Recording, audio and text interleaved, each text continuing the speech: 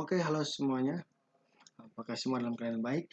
Hari ini kita akan membahas mengenai alat terapi yaitu radiant warmer. Uh, Alat radiant warmer ini adalah alat elektromedik yang berfungsi untuk memberikan kehangatan pada bayi yang berlahir, di mana bayi tersebut membutuhkan suhu yang sesuai dengan suhu di dalam rahim ibu, yaitu antara 34 derajat sampai 37 derajat Celcius. Fungsi dari alat ini yaitu pertama sebagai tempat perlindungan sementara bagi bayi yang berlahir namun secara prematur, artinya bayi yang lahir tidak pas atau sebelum pada waktunya, atau yang bayi yang tidak lahir pas 9 bulan ya. Yang kedua, sebagai tempat singgah sementara untuk menstabilkan suhu tubuh bayi yang baru lahir namun mengalami hipotermia atau suhu di bawah rata-rata, suhu normal. Yang ketiga, dengan adanya penghangat yang dihasilkan dari radiant warmer, maka bayi yang lahir tidak normal dikarenakan suhu tubuh yang tidak stabil dapat dikondisikan sesuai dengan kebutuhan melalui radiant warmer. Yang berikutnya adalah pemasangan alat radiant warmer. Yang pertama itu cek perlengkapan sudah sesuai atau belum. Terus itu gunakan alat perlindungan diri atau APD seperti sarung tangan, masker, sepatu, kacamata, dan apron. Terus yang ketiga yaitu persiapkan alat seperti obeng dan lain-lain. Terus pasangkan roda pada radiant warmer. Berikutnya pasangkan tiang pemanas dan main control. Terus pasangkan pole dan tray monitor. Berikutnya pasang kasur bayi dan kaca mika untuk pengaman bayi. Terus jangan lupa juga untuk pasangkan skin sensornya. Setelah itu pasangkan fototerapi. Terus kalibrasi alat apakah fungsi dan kerjanya itu baik atau sesuai dengan yang diinginkan atau pada semestinya. Terus untuk pengoperasian alat radiant warmer, yang pertama hubungkan satu daya alat dengan satu daya PLN atau arus dari PLN itu disambungkan dengan alat. Yang kedua, tekan tombol di on atau tekan tombol on.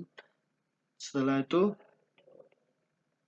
maka power indikator akan menyala. Setelah ditekan tombol on pada alat, maka power pada indikator akan menyala. Terus pilih mode skin untuk pemilihan mode penghangatnya. Terus setting suhu 37 derajat sesuai dengan suhu dalam rahim ibu. Setelah itu setting timer sesuai dengan kebutuhan. Terus tekan tombol enter. Apabila setelah selesai, alarm akan berbunyi atau indikator akan menyala. Terus berikutnya untuk pembelian alat radiant warmer. Pertama, periksa kondisi lampu elemen pemanas. Jika elemen pemanas sudah kurang baik, maka harus diganti lampunya itu. Terus periksa dan bersihkan juga bagian alat-alat lainnya. Periksa fungsi indikator alarm dan timernya apabila terjadi error. Periksa aja. Terus periksa juga konektor sensor suhu pada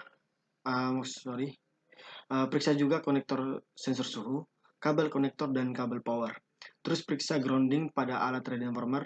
Upaya ini dilakukan untuk mencegah terjadinya arus yang bocor, karena nanti kalau arus bocor bahaya juga untuk bayi tersebut yang nanti tertaruh di radiant warmer. Terus untuk perbaikannya, untuk error yang sering terjadi tidak ada daya atau tegangan yang masuk pada radiant warmer. Terus itu panasnya tidak sesuai ataupun bisa jadi panasnya tidak dihasilkan atau tidak ada panas di dalam radiant warmer tersebut. Untuk solusinya itu yang pertama bisa dilakukan hubungkan steker dengan satu daya atau setting suhu atau periksa heater dan elemen pemanasnya. Siapa tahu elemen heater atau pemanasnya itu rusak sehingga tidak adanya panas yang dihasilkan oleh radiant warmer.